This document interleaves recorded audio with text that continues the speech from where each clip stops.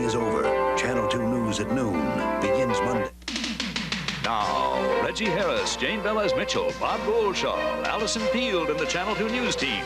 This is Channel 2 News Saturday. Everything you need to know, because anything can happen in New York. Good evening. The crack of dawn could bring the sounds of silence to the Long Island Railroad, a strike that is looking more likely with each passing hour. Right now, negotiators are still going at it, talking past last night's deadline, but now facing a new one set for 6 in the morning. The two sides are bargaining at the Doral Hotel in Manhattan, looking for a compromise that will keep the rails running. Channel 2's David Goldstein has been there all day and joins us live with the very latest. David?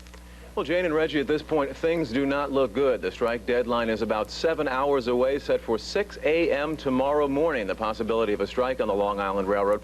At this point, federal mediator Walter Wallace is still negotiating with the 11 unions. He has been negotiating for about 6 hours this evening.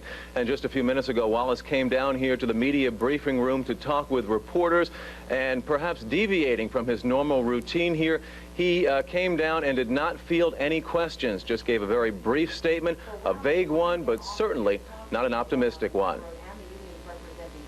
A circumstance has developed in the negotiations here that presents an obstacle, and it'll have to be assessed, evaluated, and at 12 o'clock tonight I'll be in a better position to make a statement at that time and answer questions. We've made concessions. We have done that. We've tried. However, it has gotten to the point now where the negotiations have regressed. We are not making any progress, and indeed we are regressing. Where it puts us right now, after having extended twice, tomorrow morning at 6 o'clock at the deadline, I think that the Long Island Railroad will close down.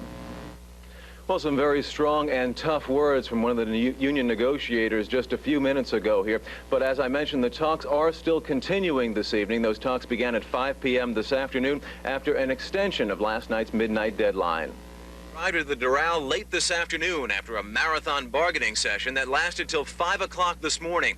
Railroad President Bruce MacGyver says even though the deadline was extended and the talks continued till close to sunrise, he wasn't impressed with the progress. It's a very difficult situation. We've had a very, very tough time getting closer together. There are a lot of constraints on us, and I still think it's going to be extremely difficult, but we're going to give it a whirl. Union leaders were also feeling the pressure, riding an emotional roller coaster, a roller coaster that was on its way downhill. Well, we felt that progress was made to a certain degree, and then a regression on our proposals, and we're just waiting to see what comes up.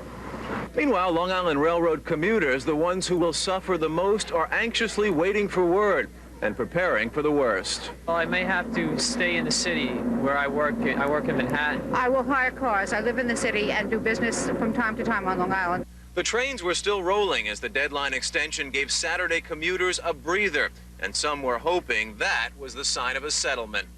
Most of the unions have settled, just one or two, so they're just giving them a hard time.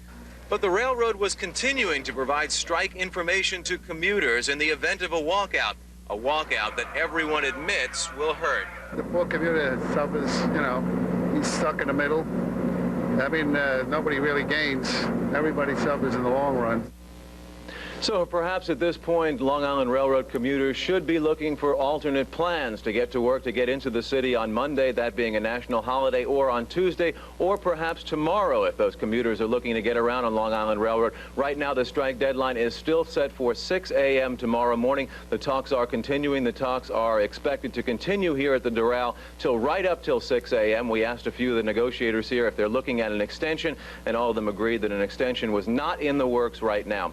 I'm David Goldstein reporting live from the Doral. Let's go back to Jane and Reggie. There may be some hope. Yes, you're right. Tonight, commuters are already making plans should the train stop rolling. Hello, transportation. Transportation.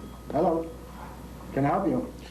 The phones rang all day at the Long Island Railroad's Information Center in Mineola. Maps line the walls full of suggestions for dashing Dans looking for other ways to get around.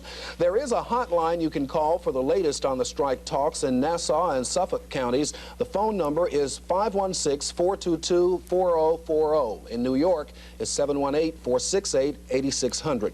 Another hotline is set up for round-the-clock travel information. In New York, dial 718-454-LIRR. In Nassau County, the number is 516-794-LIRR. In Western Suffolk County, call 516-234-LIRR. And in Eastern Suffolk, the number is 516-758-LIRR.